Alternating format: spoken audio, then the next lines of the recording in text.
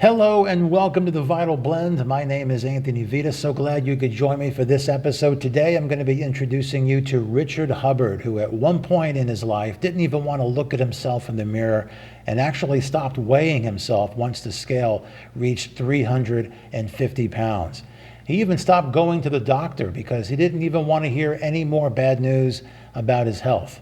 However, something changed in his life that prompted him to go get his first ever physical, and it was there that he learned about some things going on with his health that were potentially life threatening. Now, faced with the real possibility of having to start with blood pressure medications and all of its side effects, Richard decided to challenge his doctor. He wanted him to give him 6 months to get his weight down to where it needed to be so he could avoid taking meds. Now, not only did Richard shock his doctor, but he turned his life around in ways that he could have never imagined. Not only did he lose a ton of weight, but he also wrote a book about it. He began running in marathons, and he also helped his mother reverse her type 2 diabetes on a whole food, plant-based lifestyle. In other words, Richard should be an inspiration to anyone who is looking to take control over their own health. So, right now, let me introduce you to Richard Hubbard. Just sitting here looking at you now, I can't believe that you were like what, like 350 pounds? Yeah, that was me on the left side at one time. And I can't believe, when I look in the mirror now, I don't see my fat Yeah, self anymore.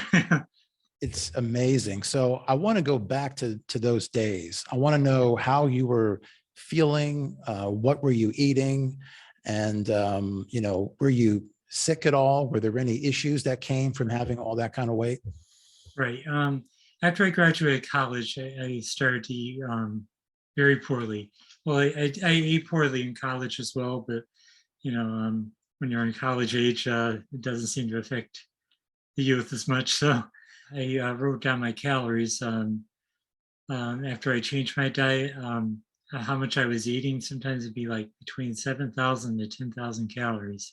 Wow. And I don't know Yeah. how I survived it. I was eating like a half a gallon of ice cream sometimes, eating tons of fast food, and my health was deteriorating. There was diabetes in my family. I was afraid to go to the doctor because I didn't want to find out if I was diabetic. I knew that there were multiple health issues that were developing. I had neuropathy in my feet, which I attribute to probably pre-diabetes. Yeah, I was feeling out of breath whenever I would go up the stairs or any kind of activity. Yeah, I was in bad shape.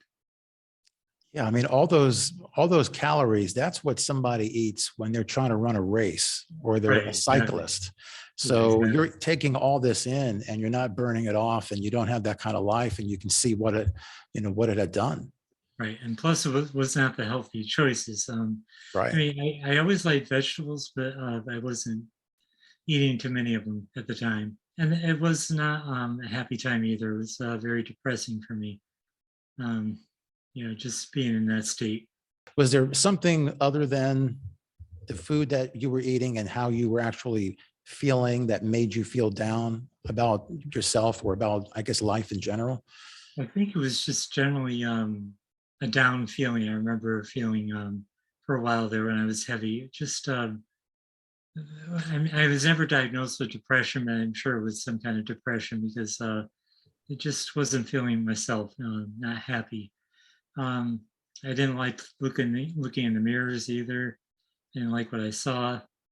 I avoided the scales. Once I saw the scale at 345, that was it. I never wanted to weigh myself again after that. Wow. So it was just a very depressing time. So what did your friends and family think about you? Did they try to encourage you to lose weight or did they want you to Well, eat my dad, more? for example, he would comment how heavy I was. He would tell me straight up. I remember one time it's in my book how I went out to dinner with him one night and he sat me down. I ordered my meal. I remember what it was: a cheeseburger and fries, which I can't imagine doing now. And he proceeded to tell me how fat I'd gotten. he compared me to one of his friend's sons and says, I'm getting as big as him. And it really opened my eyes. I still wasn't ready to change yet, but that's something that really stood out. But friends, people I worked with at the time, nobody was encouraging me to lose weight. In fact, if there was food, I felt like Mikey in the Life commercial. They would Yep. say, "Feed it to me," and give me all the junk food. I would eat it. So yeah, so very little encouragement to lose weight. Yeah, and that must have been tough because at least, like with a kid like Mikey, it seemed kind of fun and everything, but he wasn't 300 pounds. And that would Yeah, have seemed exactly, very, very cruel. exactly. Yeah. Now, did you try any kind of diets? Oh yeah, a ton of diets. I mean, I did low carb, paleo, you name it, and everything failed. High protein diets, nothing worked. It was I would maybe lose a little bit. I was never the type to lose a lot of weight. In fact, the only time I really lost a significant amount of weight was when I succeeded finally. So maybe I would drop like 10 pounds or whatever, but nothing ever worked. It was getting so discouraging. So, what was it then that made you think about changing your diet, like in the way that you did? What was it that, and I guess it's more than that, but what was it that made you start to care about yourself? Right. Believe it or not, it was all because of health insurance. Um, my my worker, my I'm sorry, my employer, they implemented a new insurance plan with the state of Connecticut, and in order to pay the cheaper premiums, you had to do a physical each year. And I hadn't gone to the doctors in years. So I thought this is a time for me to maybe finally take charge. So I went to my first physical, scared to death because I hadn't been to a doctor since probably during college. My doctor that I had long since retired. I found a new doctor, and he confirmed that day that I was morbidly obese.